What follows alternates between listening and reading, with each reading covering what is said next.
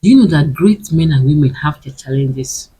Have you once in a while ponder, hmm, this woman that is doing this thing, what can be her challenge? Hi, hello, good morning, good afternoon, good evening, depending on the time you come across this video and your beautiful location. You're welcome once again to my space. Yeah, the topic we're going to be discussing today is women and their ministry.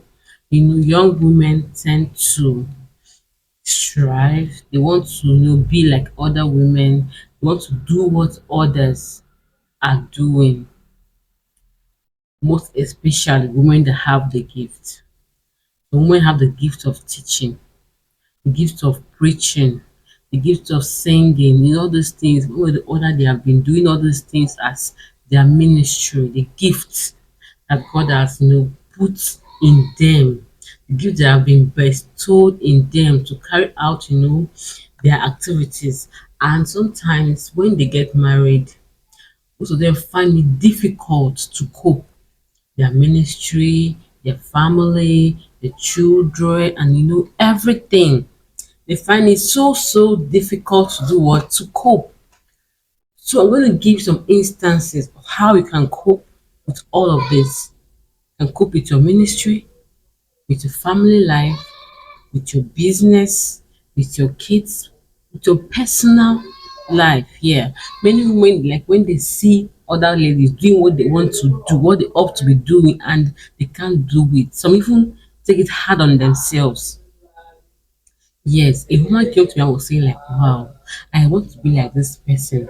I can see what she's doing and I am moved. I am challenged. Why can't I do this? Another seems as if my kids are just taking all of me. Why am I so tired up? I'm always tired. I'm always sick. Before I can meet up with my kids, preparing them for school, just activities, and I can't just cope. Many women tend to have this complaint. But after this, by the end of this video, you will know how you'll be able to cope all those things, how you'll be able to move on and carry on with your life. And you'll be balanced spiritually, physically, maritally, in every way. By the end of this video, you're going to be balanced and know what to do to move on with your life, with your ministry, with your family, with your children, with your career, even the society, and every other thing. Stay tuned. Please, if you have not subscribed, do well to subscribe. Please, and please. Yes. As a godly woman, you want to be balanced. Okay, you ought to be balanced spiritually. You don't just because you are married, you say I'm not going to do anything for God. My kids are just everything that matters to me. My husband is everything. I don't want to do any other thing. Let me just relax and enjoy myself. No. As a godly woman, you need to be busy in the household of God. You need to get something doing. Let me take for example myself. I go to church literally every day. On Mondays, on Tuesdays, on Wednesdays are both of one of my busiest day for my business. On Thursdays, on Fridays, on Saturday, on Sundays. I'm the youth coordinator in my church. I attend Deeper Life Bible Church here. I'm the youth coordinator in my church. I'm in the children department. I'm also one of the women coordinators. The youth have programs, every time, regularly. So I'm in church on Sunday after the service. We'd go for the women program. We still assist for the youth program in the evening and go for house fellowship. I'm always busy, but with these types of mind, I'm able to carry out all these assignments and still come out great. You don't need to lose hope. You don't need to be discouraged. You don't need to feel bad, feel dejected. You don't need to relax also or relent or say you don't need to do anything. Just do nothing. No, no, no. Follow these principles and thank me later. It's not a bad thing to to admire the strength of other women. It's not a bad thing to want to be like other great women. It's not a bad thing to, wow, this lady's nice, she's doing so well. Wow, wow, wow. She's my mate. She have kids too. Why can't I do this? It's your challenge. It's not a bad thing to be challenged. It's not a bad thing to want to do what others are doing. It's not a bad thing to, be moved, admire the sort of women I want to be like. It's not a bad thing. But one thing you should have in mind is that all those women also have their challenges. All those women have their own stories of things they are passing through, things they are going through, and all of that. But in all, they cope with the challenges and still come out great. Thing you should consider is that all those women have their challenge. Most of the women who make it or are great, they have assistance. Most, not all. Most of them have someone to help them or assist them with their kids. Some women are going for some of their programs. They keep their kids with someone that can stay with them, someone they trust, someone they love. And you, if you don't have anyone you trust, you don't have any close friend, you don't have anyone you can relax that your kids are with him or her, you have a problem. Like you don't have any close person to you, no relative, no friend, no neighbor, no trusted ally that you can keep your kids with to go for a program, to minister. Because some women will say, I don't have anyone, I can't trust anyone with my children. You are the problem. Yes. You can't say you don't have anyone you trust, don't have anyone you love, or anyone you can have at least for a little time for you to pursue your ministry or do one or the other. You don't have anyone. You're supposed to have someone. That's the first thing I want to say before I go into the steps. Yes, most of those women they have helps. Like I myself, I've been struggling with my ministry when I don't have anyone with my kids, my business, my children, my husband, the church, everything. It wasn't easy. It was hectic until I got someone my husband brought with a relative that stays with us. And whenever I'm going for a church program and keep my kids with them, or whenever I go with them to the program, he can be at the back, hold my kids. Why I minister, preach, or pass the message.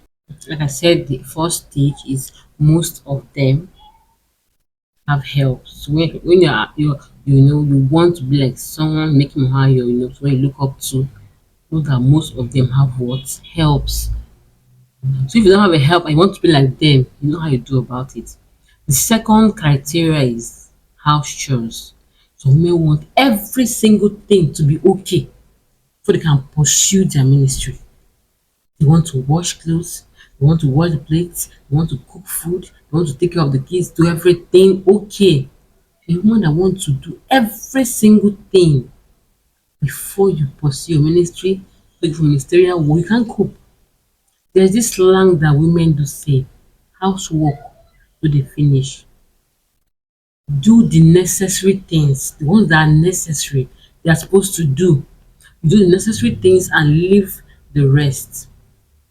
Yes, it tends to be like someone that they just don't want any kind of sand, they want everything be perfect, 100%.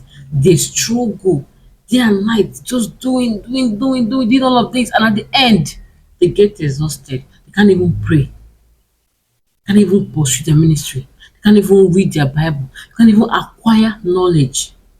The type of woman that wants to make all the chores in the house to be done.